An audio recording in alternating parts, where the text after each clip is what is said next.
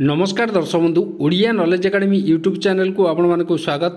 आपण जदि आम चैनल को प्रथम आछंती दयाकरी चैनल सब्सक्राइब बटन क्लिक करी चैनल को सब्सक्राइब करेंगे। वीडियोटी भल लगे निश्चय वीडियोटी को लाइक करेंगे, कमेंट करेंगे, शेयर करेंगे भूलें जहाँद्वारा आप प्रतिदिन नुआ नुआ अपडेट पाइपर। तो आसन देखिए आज गोटे गुरुत्वपूर्ण खबर उपर आम नजर पकड़ा जो कि कर्मचारी मानी आम जो ओडिशा राज्य सरकार कर्मचारी अच्छा से गोटे खुशी खबर। ये मान्यवर ओडिशा हाईकोर्ट गोटे गुरुत्वपूर्ण राय देते जो आम देखा जे कौन से रायटी अच्छी। तो आसतु डेरी नक आरंभ करवा आज खबरटी।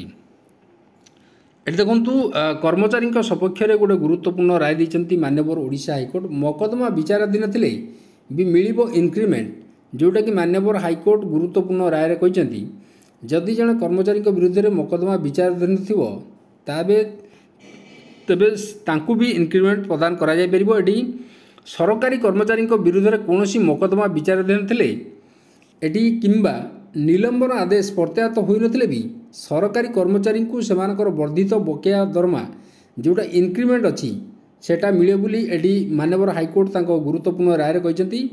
बकेया वर्धित दरमा पाइबापी तांको आवेदन को मामला आड़ में आग्रह करा जाय परिबो नाही बोली एटी ओडिशा हाईकोर्ट एक गुरुत्वपूर्ण राय प्रदान करी कहते।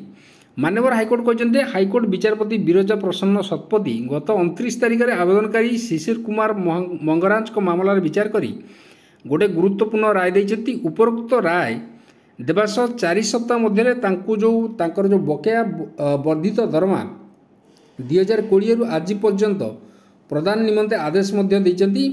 सूचना अनुसार रामचंडी जो रही रामचंडी उच्च माध्यमिक विद्यालय कर्मचारी शिशिर कुमार मंगराज को विरुद्ध में खोर्धा पकड़ निर्देशक चिठी बल मंडल उन्नयन अधिकारी बेगुनिया थाना एक एतला देते।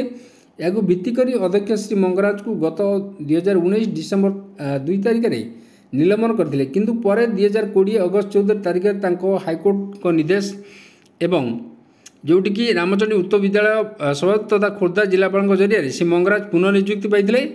पुनर्नियुक्ति जो पाइबा दिन ठारू आज पर्यंत जो बकेया वर्धित दरमा रही पाइबापी से विभागीय अधिकारी निकट में आवेदन करते मात्र तांको विरुद्ध में मामला एवं श्रृंखलागत कार्यानुष्ठान चलता दर्शाई तांको आवेदन को आग्रह कर दिया फल से हाईकोर्ट में एने आवेदन करते।